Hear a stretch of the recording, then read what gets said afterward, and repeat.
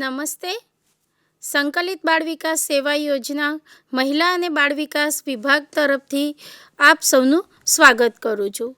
આજના કાર્યક્રમનો વિષય છે બાળ ઘડતર દયા. કાર્યક્રમને અનુરૂપ હું ક્વિઝનો પ્રશ્ન રજૂ કરું છું જે આપની સ્ક્રીન પર છે.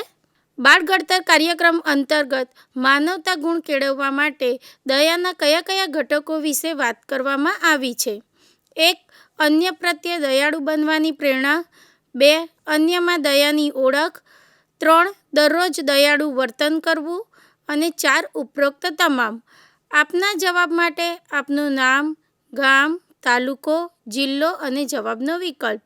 ઉદાહરણ તરીકે આપનું નામ ગીતા, ગામ નાંદોલ, તાલુકો દહેગામ, જિલ્લો ગાંધીનગર અને જવાબનો વિકલ્પ. જવાબ મોકલવા માટેનો નંબર છે 92 278 59 086. આ ક્વિઝનો જવાબ આપ શરૂઆતથી અંત સુધી એપિસોડ નિહાળી આવતીકાલે 3:30 વાગ્યા સુધીમાં અચૂક મોકલી આપશો. હવે આપણે આજનો જે વિષય જોયો કે બાળ ઘડતર દયા એ માનવતા ગુણની એક લાક્ષણિકતા છે અને એના વિશે આપણને નિરાલીબેન ખૂબ સુંદર માર્ગદર્શન આપવાના છે. તો હું નિરાલીબેનને વિનંતી કરું છું. કેમ છો દર્શક મિત્રો? આજે આપણે માનવતાના ગુણની એક લાક્ષણિકતા જે કે દયા છે એના બારામાં વિગતે ચર્ચા કરીશું. માનવતાનું જે ગુણ છે એનાથી જીવન જીવવું કેમ એટલું બધું અગત્યનું છે? તો મને જે મનમાં વિચાર આવે છે એ એક જ વસ્તુ છે કે જ્યારે મેં મારા જ દાદા દાદીને, નાના નાનીને એમના છેલ્લા સમયમાં જોયા છે અને મેં એમને પૂછ્યું છે કે તમને શું જોઈએ છે, તમને શું જીવનનું તમારો કયો પળ યાદ આવી રહ્યો છે, ત્યારે એમણે ખાલી માનવતાથી જે જીવન જીવ્યું છે અને માનવતામય જે પળો જીવ્યા છે એ જ એમણે યાદ કર્યા છે. એમને એમની કોઈ ઉપલબ્ધિ, એમનો કોઈ સામાન, એમની કોઈ ગમતી વસ્તુ કે એમણે બીજું કશું જ યાદ નથી કર્યું. ફક્ત એમણે કેટલા લોકો સાથે સારા સંબંધો નિભાવ્યા, કેટલા લોકોની સાથે ખૂબ દયા અને પ્રેમથી વ્યવહાર કર્યો અને કેટલા લોકો એમને ચાહે છે, એમની આજુબાજુ કેટલા લોકો છે અત્યારે, એ જ બધી વસ્તુઓનું એમણે સ્મરણ કર્યું. તો તમે વિચાર કરો કે માનવતાથી જીવન જીવવું કે માનવતાના ગુણથી જીવન જીવવું કેટલું અગત્યનું છે. અને જો એ જ રીતે આપણે આટલું મહત્ત્વપૂર્ણ રીતે જીવન જીવીએ તો આપણે એની લાક્ષણિકતા તો દર્શાવવી પડશે. તો એમાંની એક લાક્ષણિકતા છે દયા, જેની આજે આપણે વિગતે ચર્ચા કરીશું. મારો જે પ્રશ્ન છે બધાને, આપણે દયાથી જીવન જીવવું હોય તો મારો સૌથી પહેલાં આપણા જે ટીમ મેમ્બર્સ છે એને હું પૂછીશ કે, અને તમને પણ હું પૂછું છું કે દયા જે શબ્દ છે એ તમારી નજરથી આપણે દયાને જોઈએ તો તમારી નજરથી દયા શું છે એ તમે મને સમજાવો. દયા એટલે મારી મતે નિસ્વાર્થ ભાવે કોઈની મદદ કરવી. એકોર્ડિંગ ટુ મી દયા એટલે માનવીની અંદર રહેલો એક સારો ગુણ. હું માનું છું કે દયા એટલે કોઈ પણ સમયે કોઈને જરૂરિયાત પૂરી કરવી. મારા મતે કોઈને તકલીફમાં જોઈ તેને હેલ્પ કરવાની તમારામાં ભાવના જાગવી. હું જ્યાં સુધી માનું છું એ દયા એટલે કે કોઈ અન્યનું દુઃખ પોતાનું દુઃખ હોય એમ માની અને એને મદદ કરવી. નિરાલીબેન, મારી દૃષ્ટિએ દયા એટલે પરસ્પર સમાનુભૂતિ અને કરુણા. મારા મતે દયા એટલે ઉદારતા. બ્યુટિફુલ. તમારી દ્રષ્ટિએ દયા એટલે શું અને હું કેમ બાકી રહી જાઉં? તો મારા મતે દયા એટલે જ્યારે હું બહુ જ ઉતાવળમાં લિફ્ટમાં ક્યાંક જતી હોય અને તેમ છતાં જો કોઈ લિફ્ટ રોકવા માટે દોડીને આવે તો હું એમના માટે લિફ્ટ રોકું, એ મારા મતે દયા. ક્યાં તો કોઈ જાણીતું કે અજાણીતું મને દેખાઈ જાય કોફી શોપમાં અને હું એમના માટે એક કોફી બાય કરું, એ પણ મારા માટે દયા. દયાની ભાવના જે છે એ એન્ડલેસ છે, એ આપણે વ્યક્ત જ કરી શકીએ અને દયાની ભાવનાથી આપણે આપણા વિચારો પણ બિલ્ડ કરી શકીએ. દરેક લાક્ષણિકતા જેમ આપણે દર્શાવીએ ત્યારે આપણે સમજવું ખૂબ જરૂરી છે કે લાક્ષણિકતા કેવી રીતે આપણામાં બિલ્ડ થાય છે. તો લાક્ષણિકતા જે અત્યાર સુધી સમજી એવી રીતે દયાની લાક્ષણિકતા બી પહેલાં આપણા મનમાં બિલ્ડ થશે, આપણા વિચારોમાં, પછી આપણા ઇમોશન્સમાં કે આપણા ફિલિંગ્સમાં બિલ્ડ થશે, અને એ જ વિચાર અને ફિલિંગ્સ જે છે એ આપણી એક્શનમાં કે આપણા વર્ડ્સમાં બિલ્ડ થશે. સો આ દયાની લાક્ષણિકતા આપણે ખાલી આપણા એક્શનમાં નથી બતાવવાની, પણ આપણા વિચારો પણ દયામય કે સહાનુભૂતિમય રાખવાના છે. આપણા ઇમોશન્સ અને ફિલિંગ્સ જે છે, જેના માટે આપણે એક વર્ડ હંમેશા યુઝ કરીએ છીએ, વાઇબ્સ. ઓકે, આપણે જ્યારે કોઈની સામે હોઈએ, આપણે બોલતા ભલે દયાવાળા વર્ડ્સ હોય, પણ આપણામાં ફિલિંગ ના હોય દયાની, તો પણ એ ખૂબ જ ખબર પડી જતી હોય છે કે આ ખોટું છે. એટલે આપણા જો ફિલિંગ્સ અને ઇમોશન્સ પણ દયાથી ભરેલા હોય, અને એ જ ફિલિંગ્સ અને ઇમોશન્સ આપણા વર્ડ્સમાં કે આપણી એક્શન્સમાં કન્વર્ટ થઈને અને આપણે સારું દયામય બિહેવિયર કરીએ, એક્શન્સ કરીએ, તો એ જ દયાથી જીવન જીવ્યું કહેવાય. અને દયાથી કેવી રીતે જીવન જીવીએ એ આપણે આપણી નજરોમાં દયા શું છે એ આપણે બહુ સરસ રીતે સમજ્યા. જે નોર્મલ મિનિંગ આપણે સમજીએ દયા એટલે શું, તો દયામાં સામેલ છે કે તમે ખૂબ જ ઉદાર બનો, તમે ખૂબ જ સંભાળ રાખો કે દયાળુ બનો, જેને ઇંગ્લિશમાં આપણે વર્ડ્સ કહીશું, તમે જેનરસ છો, તમે કેરિંગ છો, તમે કમ્પેશનેટ છો. તમારામાં એક ખૂબ જ ડિઝાયર છે કે એક ઈચ્છા છે કે તમે બીજાની મદદ કરો અને બીજાનું જે દુઃખ છે એને ઓછું કરવાની પ્રયત્ન કરતા પોતે એ લોકોનું દુઃખ શેર કરો, ક્યાં તો પછી એ લોકોને મદદ કરવા માટે તત્પર થઈ જાઓ. એ જ દયા છે. લાક્ષણિકતાના પોઈન્ટ ઓફ વ્યૂથી આ એક મિનિંગ છે. દયા જે છે તે અન્ય માટે અને સ્વ માટે, દરેક લાક્ષણિકતાની જેમ દયાની લાક્ષણિકતા પણ બે રીતે એનો ઉપયોગ થઈ શકે. એક તો સામેવાળા વ્યક્તિ તરફ અને પોતાની તરફ. હવે સામેવાળા વ્યક્તિની તરફ જ્યારે તમારે દયા વ્યક્ત કરવી છે તો એ ખૂબ જ ઇઝી છે, કારણ કે નાનપણથી આપણે બાળકોને શેર કરતા શીખવાડીએ કે ચલ મોટા ભાઈને આપ, નાના ભાઈને આપ. આપણા ત્યાં કોઈ મહેમાન આવ્યું હોય તો પહેલાં એમને ઓફર કર. તો આપણે દયા તો ક્યાંક ક્યાંક શીખવાડતા જ હોઈએ છીએ, પણ આપણું જે થિંકિંગ છે કે આપણું જે પર્સપેક્ટિવ છે દયા તરફ એ ખૂબ જ બહારી હોય છે. અને આપણને એવું જ શીખવા મળે છે કે દયા વ્યક્ત કરવી હોય તો આપણે સામેવાળા વ્યક્તિ તરફ જ દયા વ્યક્ત કરી શકાય. બહુ જ અગત્યની વાત હવે હું એમ કહીશ કે દયા ખાલી બહારની તરફ નથી હોતી, આંતરિક તરફ પણ હોય છે. ઇટ્સ વેરી ઇમ્પોર્ટન્ટ કે તમે પોતાની જાત પ્રત્યે દયા વ્યક્ત કરો. કેવી રીતે કરો કે જ્યારે તમારાથી કંઈ ભૂલ થઈ જાય તો તમે પોતાની જાતને એ વસ્તુ માટે થઈને અને લડો નહીં, પોતાની જાતને માફ કરી દો અને તમે આગળ વધો. એ જે તમારા પ્રત્યે તમે ફિલિંગ્સ રાખો છો એ પણ સ્વદયા જ કહેવાય. બીજું એક્ઝામ્પલ આપું કે માની લો કે તમને તમારી કોઈ એક્શન ના ગમી, તમને એવું લાગ્યું કે તમે આ જે વસ્તુ બીજા પ્રત્યે કરી રહ્યા છો એ યોગ્ય નથી, એમાં એ લોકોનું નુકસાન થઈ રહ્યું છે. પણ જો એ કરવામાં સાથે સાથે તમારું પણ નુકસાન થઈ રહ્યું છે અને એનો જવાબ હા હોય તો તમે પહેલાં પોતાના બારામાં વિચારો, કારણ કે તમારો ગ્લાસ ભરેલો હશે તો જ તમે એ ગ્લાસ કોઈના બીજા ગ્લાસમાં ખાલી કરી શકશો. તમે ખાલી ગ્લાસમાંથી કોઈનો ગ્લાસ ભરી નહીં શકો. તો સૌથી પહેલાં તમે સ્વ માટે દયા દર્શાવો, સ્વ માટે દયાનો ઉપયોગ કરો અને પછી તમે બીજાના પ્રત્યે દયા રાખો. સાથે સાથે રાખો સ્વ માટે અને બીજા માટે તો આઈડિયલ છે, પણ ખાલી બહારી તરફ દયાનો ઉપયોગ ના કરો. દયા કઈ રીતે આપણે દર્શાવી શકાય કે એક્ટ્સ ઓફ કાઇન્ડનેસ કયા હોઈ શકે એનો કોઈ અંત જ નથી. જ્યારે આપણને દયા દર્શાવી હોય કે આપણે કોઈ એક્ટ કરવો હોય કાઇન્ડનેસનો તો એ આપણામાં ખૂબ જ નેચરલી આવતો હોય છે. એ આપણે રોજ જ દર્શાવતા હોય છે. જેમ કે સહનશીલતા આપણે દર્શાવીએ કે આપણે આપણા શબ્દોનો ઉપયોગ કરીએ.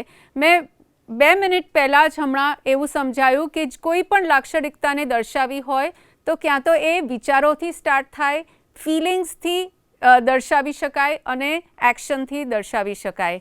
એક્શનમાં મારે તમારું ધ્યાન દોરવું છે કે ખાલી આપણે કઈ રીતે બિહેવ કરીએ છીએ એટલું જ નહીં, પણ આપણે કયા શબ્દો યુઝ કરીએ છીએ. મોસ્ટ ઓફ ધ ટાઈમ્સ લોકોને એવું કન્ફ્યુઝન હોય છે કે પણ મેં તો એને આ આપી દીધું તો મેં તો દયા જ દર્શાવી. ના, પણ આપતા આપતા તમે કેવા શબ્દો વાપર્યા. જો તમે સારા અને દયામય શબ્દો વાપર્યા હોય તો ડેફિનેટલી, જો તમે કરુણામય શબ્દો વાપર્યા હોય તો તમે જે વસ્તુ કરો છો એના કરતાં વધારે ઇમ્પેક્ટ તમારા શબ્દોનો પડે છે. તો શબ્દોમાં કરુણા કે દયા કે સહાનુભૂતિ દર્શાવવી ખૂબ જરૂરી છે, અને એ પણ એક્શનમાં જ દેખાય છે. શબ્દો સારા નહીં હોય જો તમારા વિચારો અને તમારી ફિલિંગ્સ સારી નહીં હોય તો દયા માટે સ્પેશિયલી તમારે ત્રણેય વસ્તુ ઉપર ખૂબ ધ્યાન આપવું પડશે કે તમે કઈ રીતે તમારા એક્ટ્સ ઓફ કાઇન્ડનેસ કે તમે કઈ રીતે દયા દર્શાવી રહ્યા છો, તમારા વિચારોથી, તમારા ઇમોશન્સ કે તમારા ફિલિંગ્સથી, તમારા શબ્દોથી અને તમારા એક્શન્સથી. આ જ વસ્તુ માટે આપણે એક નાની એક્ટિવિટી જોઈએ જ્યાં બધા જ તમને બતાવશે કે આપણા રોજના જીવનમાં આપણે મોસ્ટ ઓફ ધ ટાઈમ્સ કેવી રીતે દયા દર્શાવતા હોઈએ છીએ. આ એક્ટિવિટીનું મેઇન ઓબ્જેક્ટિવ એ છે કે દયાની જે ભાવના છે એ ખૂબ જ કન્ટેજિયસ છે. જેમ કે સ્માઇલ જે છે તમારી એ ખૂબ જ કન્ટેજિયસ છે. તમે કોઈની સામે સ્માઇલ કરશો તો સામેવાળું વ્યક્તિ ડેફિનેટલી સ્માઇલ કરશે. એવી રીતે જ તમે જ્યારે કોઈની સામે દયા ભાવનાથી બિહેવ કરશો તો એનામાં પણ દયાની ભાવનાની જાગૃતિ થશે અને એ પણ બીજાની તરફ દયા દર્શાવશે.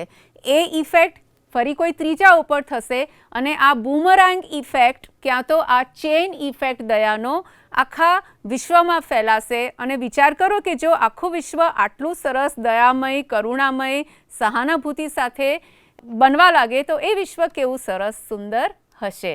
તો એ વસ્તુ આપણે સમજીએ અત્યારે એક એક્ટિવિટીથી. એ એક્ટિવિટીનું આપણે નામ રાખીશું બૂમરાંગ ઓફ કાઇન્ડનેસ.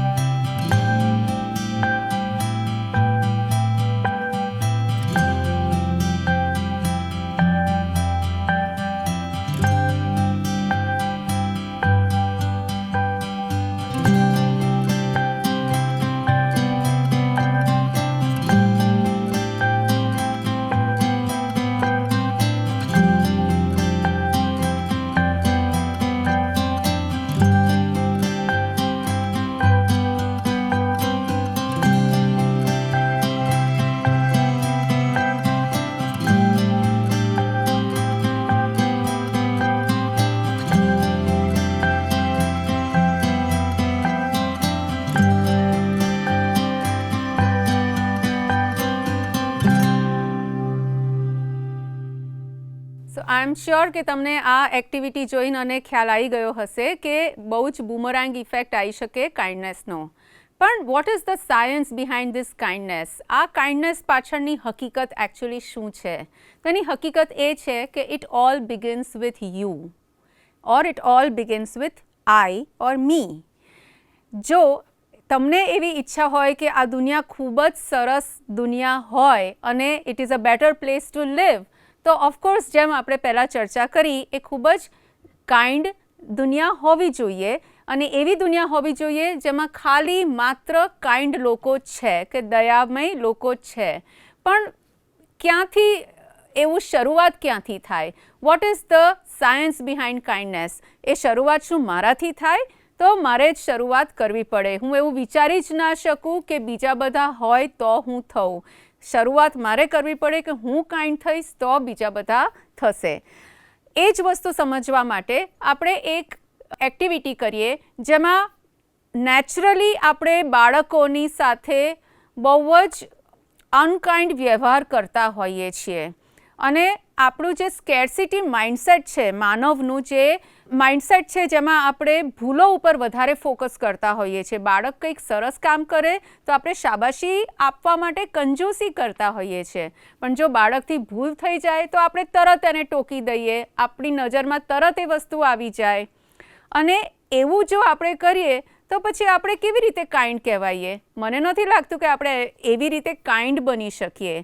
અને આપણું અનકાઇન્ડ બિહેવિયર, થોટ્સ કે એક્શન્સ જોઈને બાળક કેવી રીતે કાઇન્ડ બની શકે? તો what is the science behind kindness? એ આપણે બાળકના પર્સપેક્ટિવથી સમજવાની કોશિશ કરીએ આ એક નાનકડી એક્ટિવિટીથી. સો ફ્રેન્ડ્સ, આ એક એક્ટિવિટી છે જેમાં આપણે વિચારીએ કે આ બે બાળક છે. આ જે બે બાળકો છે એમનામાં કેટલો તેજ છે, એ લોકો કેટલા શાઇન કરી રહ્યા છે અને એ લોકો કેટલા જ બ્રાઇટ લાગી રહ્યા છે એ તમે જોવો. હવે શું થાય છે આપણા રોજના જીવનમાં એ આપણે સમજવાની કોશિશ કરીએ કે શું આપણે બાળકને ઓલ ધ ટાઈમ આવી રીતે શાઇન થવા દઈએ છીએ કે આપણે આપણા જ વિચારોથી કે આપણી જ સમજથી કે બે સમજથી આપણે વ્યક્તિત્વને ઠેસ પહોંચાડીએ છીએ અને આપણે એમની લાગણી દુભાઈએ છીએ. જ્યારે આપણે એમની શબ્દોથી કે એક્શન્સથી આપણે એમની લાગણી દુભાઈએ છીએ ત્યારે બાળક ઉપર કેવી અસર થાય છે એ આપણે આ એક્ટિવિટીથી જોઈએ. બાળકોની લાગણી દુભાવવા માટે આપણે આ બાળકની સાથે કેવો વ્યવહાર કરે છે આપણી સોસાયટી કે એના સ્વજનો એ આપણે સમજવાની કોશિશ કરીએ. તો ફ્રેન્ડ્સ, તમે જ્યારે તમારા એક્સપિરિયન્સીસના બારામાં વિચારો તો બાળકની સાથે આપણે કેવા કેવા શબ્દો વાપરીએ છીએ કે જેમાં આપણે એમના અવગુણો ઉપર ફોકસ કરીએ અને આપણે ખાલી એટલું જ જોઈએ કે એ લોકોમાં ગેપ્સ ક્યાં છે.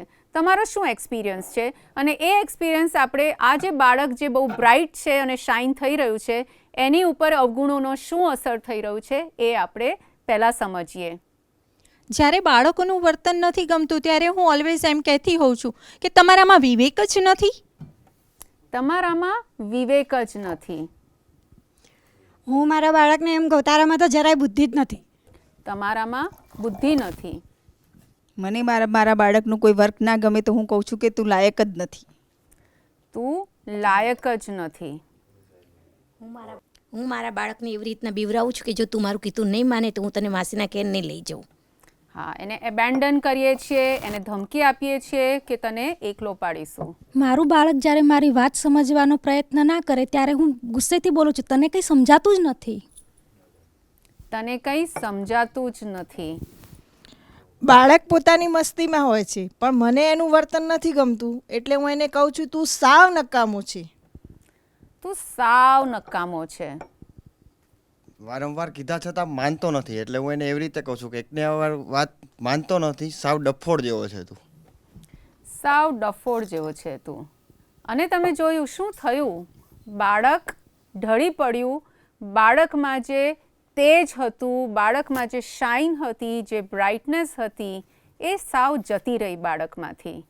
અને એ જ બાળકને હવે કોઈ પૂછતું પણ નથી અને એ જ બાળક હવે એની સેલ્ફ રિસ્પેક્ટ, એનું સેલ્ફ એસ્ટીમ, એનું મોટિવેશન હવે એટલું બધું ઓછું થઈ ગયું છે કે એ સોસાયટીમાં કે સોશિયલ અરેન્જમેન્ટ્સમાં એ બહુ જ અનકમ્ફર્ટેબલ ફીલ કરે છે અને એને સામાજિક વ્યવસ્થામાં જરાય મજા નથી આવતી. એને એકલું રહેવા માટે જ ગમે છે અને ક્યાંક એને એવું થાય છે કે મારું કોઈ જ નથી અને આમ પણ મારી સામે કોઈ જોવાનું નથી. જો કોઈ મારી સામે જોશે તો એને ખાલી મારા અવગુણો અને મારામાં શું ખોટ છે એ જ દેખાવાનું છે. આ બાળક બિચારું સાવ બૂઝાઈ ગયું. આ કાઇન્ડનેસનો એ જ રોલ છે કે દરેક બાળક સાથે કદાચ આવું નહીં થતું હોય. એક એવું બાળક હશે જ કે કોઈક એવું વ્યક્તિ હશે જે બાળક ના હોય, એમનું માતા પિતા હોય, એમનું ટીચર હોય કે એમનું કોઈ ફ્રેન્ડ હોય જેનામાં હજી બી બ્રાઇટનેસ બહુ જ છે પણ જો એ પોતાની બ્રાઇટનેસ એ બાળક સાથે શેર કરે, જો એક બાળકને એક કાઇન્ડ વર્ડ એક્સપ્રેસ કરે, I am very proud of you, I am so happy with you, તો કેટલો સરસ બાળક છે, તો કેટલો ડિઝર્વિંગ છે. જો આવું એક શબ્દ એ કરે તો તરત આ બાળકમાં તેજ આવી ગયું, તરત એ બાળક લિટઅપ થઈ ગયું અને એક વ્યક્તિએ બીજા વ્યક્તિની વ્યક્તિત્વને ખૂબ જ સજાવી દીધું. So friends, this is the entire science behind kindness. આ જ દયા પાછળની હકીકત છે. જે કાઇન્ડનેસની એક્ટિવિટી છે એ તમારાથી જ સ્ટાર્ટ થશે અને તમારાથી જ એ આગળ વધ્યા કરશે. પણ એ પહેલાં આપણે સમજીએ કે દયા શા માટે. તો વેરી ક્વિકલી, દયાની ભાવનાથી જો આપણે જીવન જીવીશું તો દયા એક લાક્ષણિકતા છે અને લાક્ષણિકતા તરીકે જો આપણે દયાને વિકસાવીશું તો ડેફિનેટલી એક અશ્યોરન્સ છે કે આપણે પોતાના જીવનમાં અને બીજાના જીવનમાં જેટલા બી નેગેટિવ ઇફેક્ટ્સ છે એ બધા ઓછા કરી શકાશે. આપણે જે જરૂરત છે કે આપણે બીજા માટે કંઈક સારું કરીએ એ નીડ પણ આપણી ફૂલફિલ થયા કરશે. જો આપણે દયાથી કે કરુણાથી આપણે જીવન જીવીશું પોતાના માટે અને બીજા માટે, તો આપણે સદાય ખુશ રહીશું, આપણે હેલ્ધી રહીશું અને આપણે બીજાને પણ ખુશ અને હેલ્ધી રાખી શકીશું. So this is the reason કે આપણે દયાથી જ જીવન જીવવું જોઈએ અને દયાની લાક્ષણિકતાનો રોજના જીવનમાં પોતાના માટે અને બીજાના માટે એનો ઉપયોગ કરવો જોઈએ. નિરાલીબેન, તમે જે અત્યારે બધું સમજાવ્યું એમાં અમને થોડો ખ્યાલ આવ્યો કે દયાની લાક્ષણિકતા કેવી રીતે વિકસાવી શકાય, પણ બાળકોમાં આ લાક્ષણિકતા વિકસાવી હોય તો શું કરવું જોઈએ? Very beautiful question. Thank you for asking Archanaben. બાળકોમાં તો જોઈને જ જો દયાની લાક્ષણિકતા આવી જતી હોય તો પછી સ્પેશિયલી એને જો આપણે આપણી સ્કૂલમાં કે આંગણવાડીમાં આપણે વિકસાવી હોય તો કેવી રીતે વિકસાવી શકાય? Good question. તો આપણે જેમ સ્લાઇડમાં જોઈએ છીએ કે આપણે રમતથી તો વિકસાવી હોય તો ડેફિનેટલી વિકસાવી શકાય, પણ એના માટે આપણે 2 જાતની રમત રમી શકાય. બીજું બી તમારા ધ્યાનમાં કંઈ આવે તો તમે કરી શકો છો, પણ મારી સમજ પ્રમાણે આ 2 રમતો જો તમે રમાડો બાળકોને તો એનાથી ખૂબ દયાની ભાવના તમે વિકસાવી શકશો. એક તો છે તમે પ્રશંસાની રમત રમો. એક એવી રમત રમો કે દરેક બાળકને એક દિવસ માટે બસ ખાલી એકબીજા માટે પ્રશંસાના શબ્દો બોલવાનું પ્રોત્સાહન આપો. તો કોઈ પણ નેગેટિવ વર્ડ અલાઉડ જ નથી, ખાલી પોઝિટિવ વર્ડ જ અલાઉડ છે અને તે પણ પ્રશંસાના રૂપમાં. તો એક રમત તમે રમી શકો અને એન્ડ ઓફ ધ ડેમાં બાળકોને ખબર પડશે કે કેટલા બધા એમની પાસે શબ્દો છે એકબીજાની પ્રશંસા કરવા માટે, તે લોકો કેમ ખોટી વસ્તુ ઉપર ફોકસ કરતા હશે. બીજી ગેમ જે તમે રમી શકો એ આપણે હાલ અહીંયા જ રમીને તમને બતાવીશું અને એ છે ચેઇન ઓફ કાઇન્ડ વર્ડ્સ. કે બાળકને વોકેબ્યુલરી નથી, બાળકને ખબર જ નથી કે દયા એટલે શું કે કાઇન્ડનેસ એટલે શું. તો જો આપણે એમને એના માટે એ લોકોને ઇન્ટ્રોડ્યુસ કરવું હોય, દયા પ્રત્યે દયાનું ઇન્ટ્રોડક્શન કરવું હોય તો આપણે એમને કહો કે દયાના અલગ અલગ શબ્દો, એક શબ્દ બોલો. રૂલ્સ બનાવો કે એક શબ્દથી વધારે નહીં વાપરવાનો. બહુ તો તમારે વાપરવા હોય તો મેક્સિમમ 3 શબ્દો વાપરવાના. સેન્ટેન્સમાં દયા નથી બોલવાની અને ફટાફટ 1 સેકન્ડની ગેપમાં જ બીજાએ બોલવાનું છે. જો એ લોકો ના બોલી શકે તો એ વ્યક્તિ જે ના બોલી શક્યું એ બાળક આઉટ થઈ ગયું ગેમમાંથી અને પછી તમારે ગેમ કન્ટિન્યુ કરવાની છે. એ ગેમ રમવામાં પણ એ લોકોને ખૂબ મજા આવશે, એ લોકો દયાનો અર્થ સાચા રૂપે સમજશે અને એ લોકોની વોકેબ્યુલરી પણ બિલ્ડ થશે. ચાલો આપણે એ રમત અહીંયા રમીને અને જોઈએ કે કેટલી મજા આવે છે. ઓકે, શું તમે આ રમત રમવા માટે તૈયાર છો બધા? ગ્રેટ. તો દયાનો અર્થ તમારે 1 કે 3 શબ્દોમાં બોલવાનો છે. તમારાથી આપણે સ્ટાર્ટ કરીએ. નિસ્વાર્થ, કરુણા, અનુકંપા, હેલ્પ કરવી, સહાનુભૂતિ, સદવ્યવહાર, કૃપા કરવી, ઉદારતા, મહેરબાની, માયા. હું આઉટ. ઓકે, તમે પણ આઉટ. મદદ કરવી. સૌજન્ય. ગ્રેટ.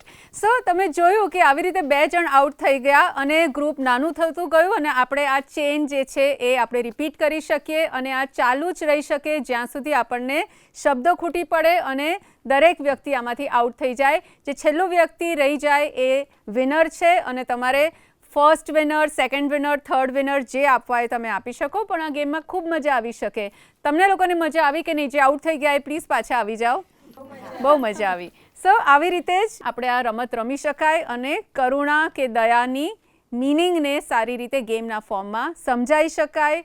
તો આ જ રીતે ગેમ્સ રમાડીને અને તમે એક પ્રયત્ન કરી શકો આ લાક્ષણિકતાને વિકસાવવાનો. સો ફ્રેન્ડ્સ, આ જ હતી આપણે જે સમજ્યા એ દયાની લાક્ષણિકતા જે માનવતા ગુણથી જીવવાની આપણને પ્રોત્સાહન આપે છે.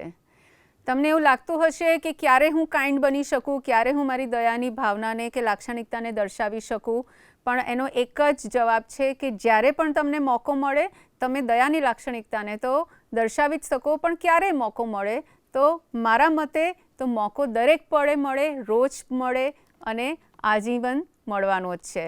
બસ તમારે એને દર્શાવતા રહેવાનું છે. અને એ દયાની લાક્ષણિકતાથી જો તમે જીવન જીવો તો તમે કેટલા ખીલી ઉઠવાના છો, તમે કેટલા પ્રેમાળ લાગશો બધાને, અને તમે કેટલા લોકોને એટ્રેક્ટ કરો છો તમારી તરફ, એ ખાલી તમારે જ ફાઇન્ડ આઉટ કરવાનું છે. આઈ હોપ તમને આજનો આ એપિસોડ ખૂબ મજા આવી. નેક્સ્ટ એપિસોડમાં આપણે એક બીજી લાક્ષણિકતા માનવતા જ ગુણને લઈને આવીશું. ત્યાં સુધી થેન્ક યુ સો મચ. નિરાલીબેનને આપણને દયા વિશે ખૂબ સરસ માર્ગદર્શન આપ્યું અને એમાં પણ જુદી જુદી પ્રવૃત્તિ દ્વારા આપણને માર્ગદર્શન આપેલું છે.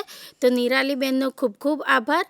હવે સમય છે ગત ક્વિઝના વિજેતા જોવાનો. તો ગત ક્વિઝના વિજેતા છે પ્રતીક્ષાબેન પટેલ, જિલ્લો વલસાડ, તાલુકો વલસાડ, સીતાબેન ગામિત, સુરત કોર્પોરેશન, ઘટક 1, માધવીબેન જોશી, અમરેલી, લીલિયા મોટા, પાયલબેન સિંધવ, પાટણ શંખેશ્વર, અંકિતાબેન મહેશ્વરી, કચ્છ માંડવી, સુમિતાબેન મકવાણા, રાજકોટ ગોંડલ, મંગલાબેન કુલકર્ણી, સુરત કોર્પોરેશન, ઘટક 5, મિત્તલબેન ચારણિયા, ભાવનગર, મંછાબેન વાઢેર, જૂનાગઢ માળિયાહાટીના, દીપિકાબેન બારિયા, વડોદરા ડભોઈ.